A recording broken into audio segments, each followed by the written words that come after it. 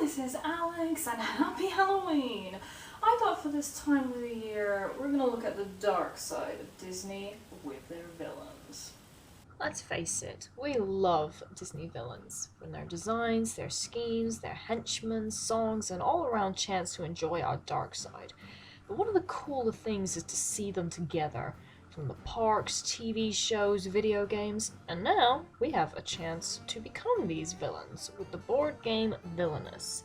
It started off with 6 villains in The Worst Takes It All, and as of this day expanded 3 times with 3 new villains for each one, and even a Marvel version. The purpose of the game is that you choose a villain to play who each have a different objective. Of course, you need to complete your objective before your opponents.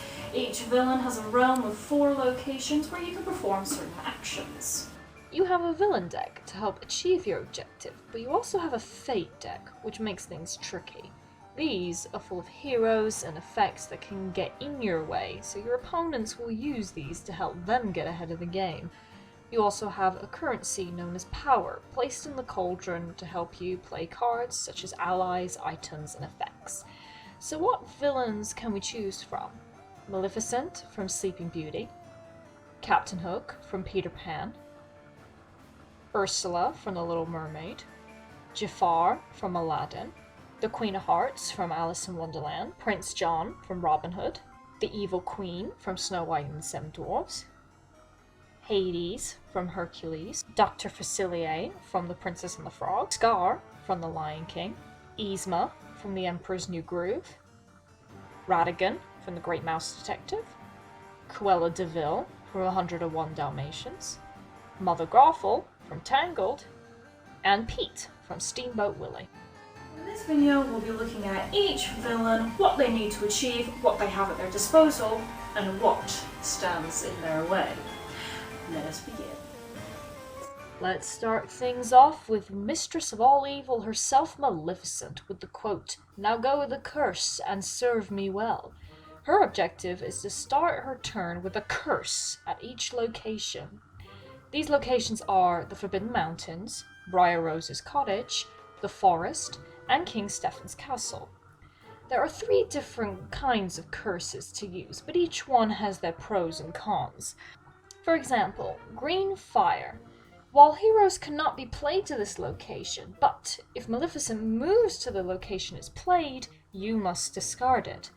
But there are always ways to get through, such as the Raven can go anywhere before Maleficent moves and perform an action at that location. However, of course, there are heroes that can prevent you from performing curses or even discard them, so make sure you have your various goons at the ready for battle. Now, Maleficent, while you're at it, you could always turn into a dragon. Might come in handy. Now let's travel to Neverland to play as the notorious Captain Hook with the quote, "Double the powder and shorten the fuse." His objective is to, of course, defeat Peter Pan at the Jolly Roger, which is the first location in his realm. The other locations are Skull Rock, Mermaid Lagoon, and Hangman's Tree, but this location has a lock on it. Therefore, you must find the Neverland map to unlock it. Then you must try to find Peter Pan in your fate deck. Once you have done those actions, you need to try to move Peter Pan to the Jolly Roger and have enough allies to defeat him, such as Mr. Smee, a pirate brew, or even a boarding party. However, there are other heroes to block you or help Peter Pan, such as Wendy, who gives other heroes an extra strength, or even worse, TikTok the crocodile. If Hook moves to his location, you must discard your hand and therefore can't play any cards. I mean, Hook and Crocs and Clocks, am I right? This is strangely therapeutic. From a pirate ship to under the sea, here is the Sea Witch Ursula with the quote, "The sea and all its spoils bow to my power." Her objective is to start her turn with the trident and the crown at Ursula's lair being her first location. The others are Eric's ship, the shore, and the palace, which has a lock. However, unlike Hook, you can't just unlock it and there you go. You need to change form to switch the lock to the lair, because you are now human, and then use the card to switch back as well. Also, Ursula has a certain way of defeating heroes.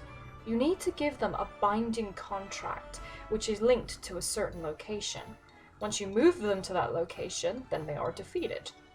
This is important to know as the trident is linked to King Trident, so you will need to defeat him to have possession of the trident. Of course, there are other heroes that will block your way, like Sebastian, who can take a binding contract from a hero and attach it to him. Or even worse, the Little Mermaid herself, Ariel, who can take items to her location and needs to be defeated to get them back. Ariel, you already have enough in your collection. Come on. You even have a dinglehopper. That's like a 3-pointy thing already. You're fine. Okay, enough water. Let's go to the Kingdom of Agrabah with Jafar with the quote, "Finally, you will bow to me." His objective is to start his turn with the magic lamp at the Sultan's palace and the genie under his control. The Sultan's palace being, of course, the first location in the realm, along with the streets of Agrabah, the oasis, and the Cave of Wonders, which of course is locked. You must find the scarab pendant to unlock it, and then find the magic lamp to summon the genie. There is an effect card called Hypnotize, which can make a hero be under your control and be turned into an ally. Which is a little weird considering you could use Jasmine to defeat Aladdin, or even the Sultan defeating his own daughter. The point is, the main hero to hypnotize is the genie, and then move the lamp to the Sultan's palace. Complicated plans, Jafar. If I were you, I would keep an eye out for someone who's claiming to be a Prince Ali. Just a little tip for you there. Now let's enter the mad, crazy world of Wonderland as the Queen of Hearts with the quote, "If I lose my temper, you lose your head." Her objective is to have a wicket at each location and successfully take a shot. The locations are the courtyard, the head's maid, told you would, and the White Rabbit's house. A wicket is a card guard that you must play and activate to turn them over for your game of croquet. Once they are all lined up, you need a card called Take the Shot, and if it's successful, you win. There are heroes who can prevent you from turning cards to wickets, but they can also change sizes and cover up more of your actions. But you can also make them smaller, only covering up one instead of two. Considering that the Queen of Hearts is obsessed with decapitating people, she's just the only villain who just wants to play a game of croquet. Maybe Alice should just leave her alone in this case. Finally, in this pack, we have Prince John with the quote, "This crown gives me the feeling of power." His objective is to start your turn with at least 20 power. The locations are Sherwood Forest, Friar Tuck's Church, Nottingham, and the jail. Now this objective may seem simple, but there are plenty of heroes that can take away power or prevent you from gaining any. So even though you need to save, you will need to spend on allies. However, there are special items to help, such as Richard's Crown, which saves you from spending too much, a golden arrow, where if the ally who has defeated a hero, you can gain some power, or a few warrants that will gain you power if a hero is placed in this location. You can even send heroes to the jail so they don't cover up any actions. Their ability still applies, of course, but hey, what can you do? Anything to get money. Now on to Wicked to the Core, with the villain who started it all, the evil queen with the quote, "I'll be the fairest in the land." Of course, her objective is to defeat the one who's in her way, Snow White. The locations in her realm are the laboratory, the woods, the mines, and the dwarf's cottage, which is locked. In order to unlock it, you'll need a disguise, which requires 4 different ingredients, and then you'll need to find Snow White and give her a poison apple. In order to do that, you'll have to convert your power into poisons in your laboratory. This will also take care of other heroes, i.e. the 7 dwarfs, who can take away poisons, items, and give Snow White extra strength. Sometimes it's hard being the fairest of them all. Could be worse. She could always conjure up a dark curse and send you to reality. I mean, who does that? Hades, Lord of the Underworld, with the quote, "Everybody's got a weakness." His objective is to start his turn with 3 titans at Mount Olympus, which is the 4th location in his realm. All titans must start at the Underworld and move along the other locations, being Thebes and the Gardens. Each titan has a special ability, but the challenge is that they can be trapped by heroes. Heroes like Hercules. In which titans cannot get past him, or Zeus or Hera can trap them. But the good news is you have other allies, so you don't have to use your titans to defeat heroes, and of course there are ways to untrap them. Just remember, titans, Olympus would be that way. Now let's travel to New Orleans to be Dr. Facilier with the quote, "I got friends on the other side." His objective is to control the talisman and successfully rule New Orleans. The locations are Voodoo Emporium, the Parade, Tiana's Place, and the Bayou. In order to rule New Orleans, Dr. Facilier has a fortune pile. Some of his cards have what's called a fortune action. If those cards end up in the fortune pile and are revealed, you must do that action. The most important card for your fortune is Rule New Orleans. The aim for your fortune pile is to keep it nice and short so you have more of a chance. In order to read your fortune, you must go to Voodoo Emporium and use a card called The Cards Will Tell. However, there are heroes who can increase the number of cards in your fortune pile, which might include negative actions if revealed. Before you do reveal the cards, you must have the talisman in your realm, but heroes of a certain strength can take it away from you. Yeah, I would say Dr. Facilier is probably one of the hardest villains to play, but as he says about Voodoo, can't conjure a thing on my own. Starting the new expansion pack, we're in the Animal Kingdom among the Pride Lands as Scar with the quote, "Long live the king."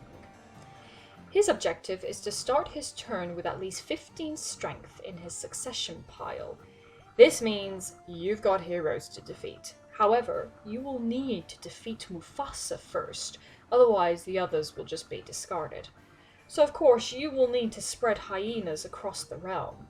The locations are Pride Rock, the Savannah, the Elephant Graveyard, and the Gorge. Once Mufasa is defeated, you can defeat other heroes and build your succession pile. Of course, each hero can make it harder, such as discarding allies, giving extra strength, and even place a hero from the succession pile back onto the board with Hakuna Matata. Now thinking about it, considering the Gorge is one of your locations, and you have a Stampede as your ally, and you have to defeat Mufasa, you can actually play out how it goes in the movie. Don't think about it too hard. On to a funnier mood. We've got Yzma with the quote, "Our moment of triumph approaches." Her objective is to defeat Cusco using Kronk. However, Yzma has her fate deck spread out with Cusco hidden somewhere. The locations are the Palace, Pacha's House, the Jungle, and Mukka's Meat Hut. There are other ways to find Cusco, which might be a gamble, but that's not the only thing to worry about. Even though Kronk is a strong ally, he can change from a villain to a hero. The other heroes can make this happen along with shuffling your fate deck, making it harder to find Cusco. There are ways to get Kronk back on your side, but there is one fate card you must watch out for.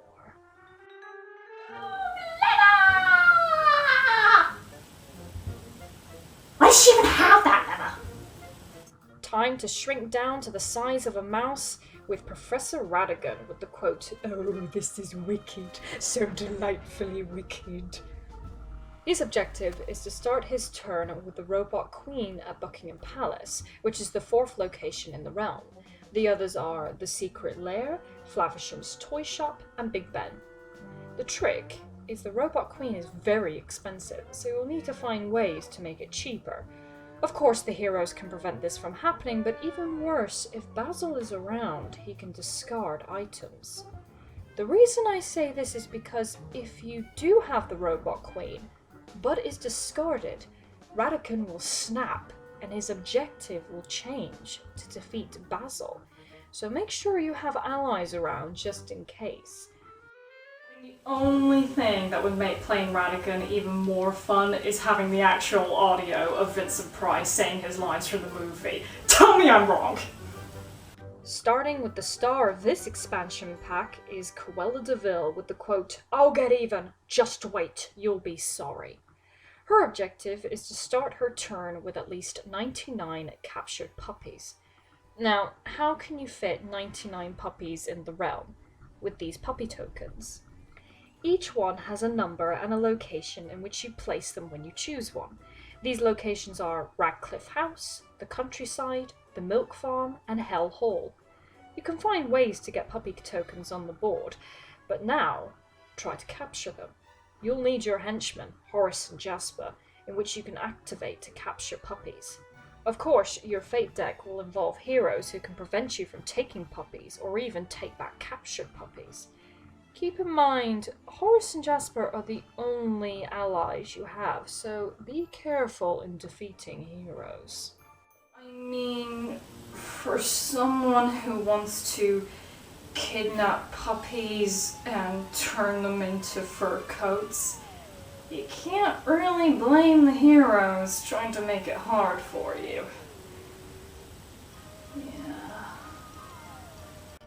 Now we're heading up the tower to be Mother Gothel with the quote, "You want me to be the bad guy? Fine.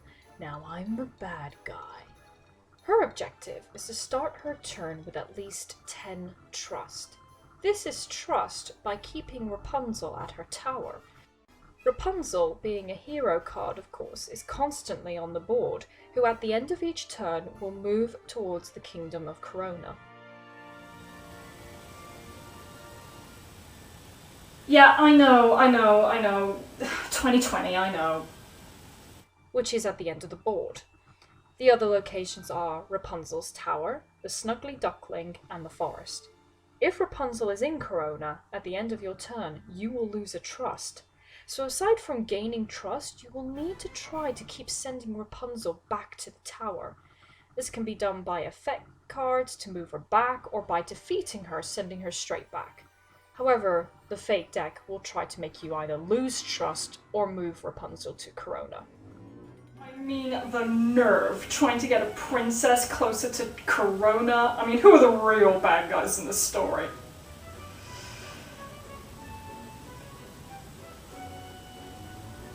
Yeah, I know, I feel just as awkward as you guys do.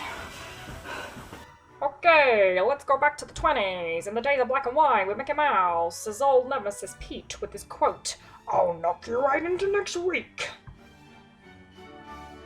I'll stop. His objective is to complete the 4 selected goals at each location. These locations are Frontier Town, the service station, the airport, and Ponduk Landing. There are 5 goals, and you will place 4 on the board to keep them hidden from your opponents. These goals could have a certain number of items at one location, or have allies up to a certain strength. Of course, the Fate deck includes the classic characters, including Donald, Goofy, Minnie, Pluto, and even Oswald the Lucky Rabbit, which will prevent you from completing these goals, such as discarding cards, swapping the goals to different locations, and worse, the leader of the club, Mickey Mouse, can stop you achieving goals while he is in play. Hopefully this video has given you a better idea of how to play each villain and really what the all-around game is about. Personally, I highly recommend this game. It is so good. I especially love the artwork and just how authentic it tries to keep to the films. And it's almost like a different experience every time. You pretty much make your own storyline. So I hope you enjoyed this video, and of course, happy Halloween!